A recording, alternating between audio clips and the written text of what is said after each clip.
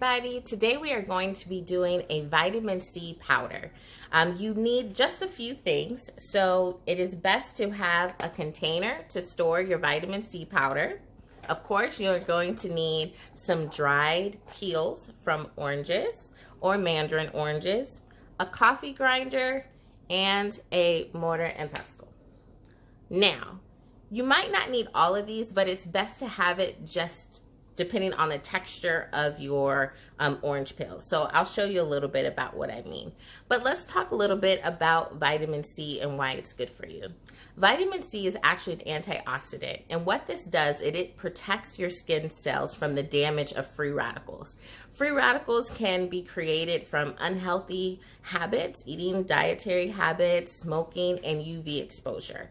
So having an antioxidant, which fruits and vegetables have a lot of antioxidants in it. This one is really great though when it comes to brightening your skin. So when you make this powder, there's a few ways that you can use it. Like I mentioned before, you can do it in a mask, which you can see my video coming up next of how I do that. Or you can also add the powder to your smoothies. You can add it to your water, your drinks, different things like that. Also, one thing to know is you can even add it to like serums, lotions, a lot of different things, but you want to make sure that it's very fine. So first things first is you are going to need several peels from an orange, mandarin orange. You could even use lemon, but it might be a bit tough. And you are going to let these dry. You can sit them out on a plate.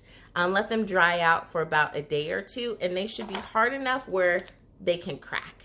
You could also use a dehydrator. I actually have a dehydrator at my home, and I put it in the peels for about 2 hours, and they came out nice and dry.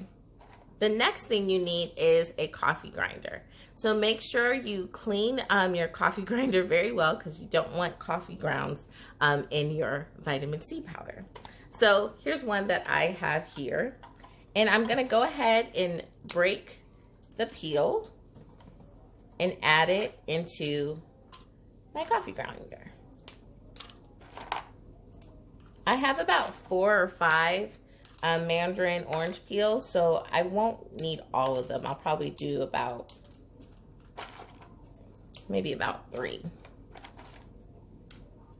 So I try to break them up a little bit. Put the top on, and then we'll go ahead and get to grinding.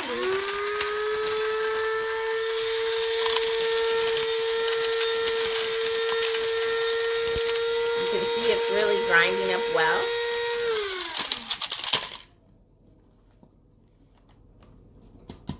You'll have to shake it out a little bit and try to pulse it a little bit.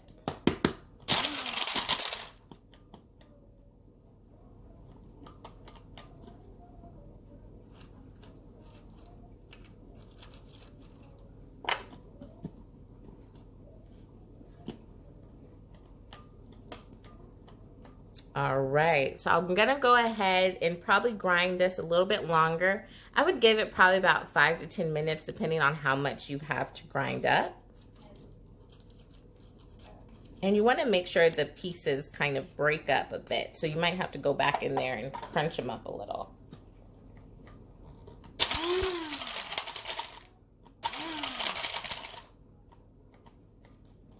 All right.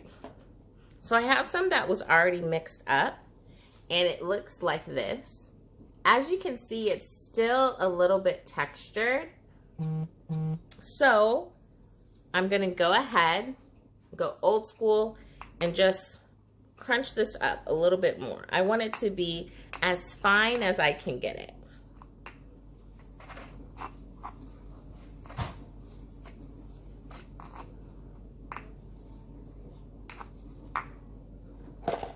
I'm going to go ahead and set this down.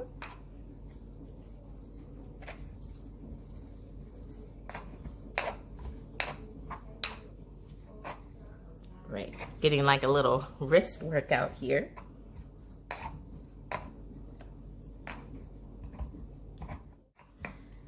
All right, let's blend this out a little bit more, and then I'll come back and show you what it looks like. All right, so I did it a few times, and each time, if I saw any buildup on the top, can you guys see that?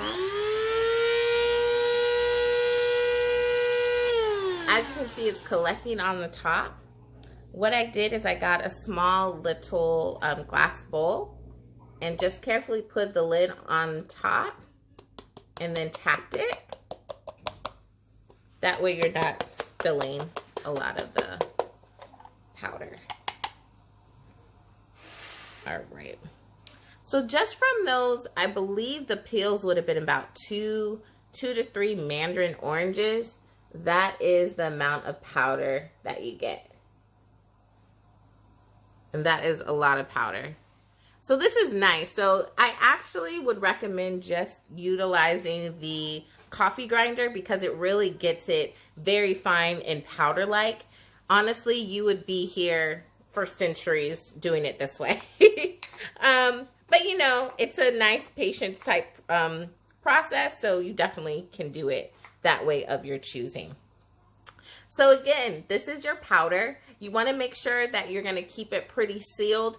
I would recommend utilizing this within at least the week. So you can use this quite a few ways. So probably a tablespoon within your water, within your smoothie throughout the week. You can even add it to the mask or the serums. And it is a nice fine powder. So it's really going to mix in very well to whatever you use. So watch for my next video. See there? Don't look at. My dog was walking me and scratching me. Don't look at that. So this will actually blend in really well with like a lotion or a serum and a mask. So you'll see my next video and I'll be having my mask on. So thanks guys for joining. Please like, share, and comment on this video.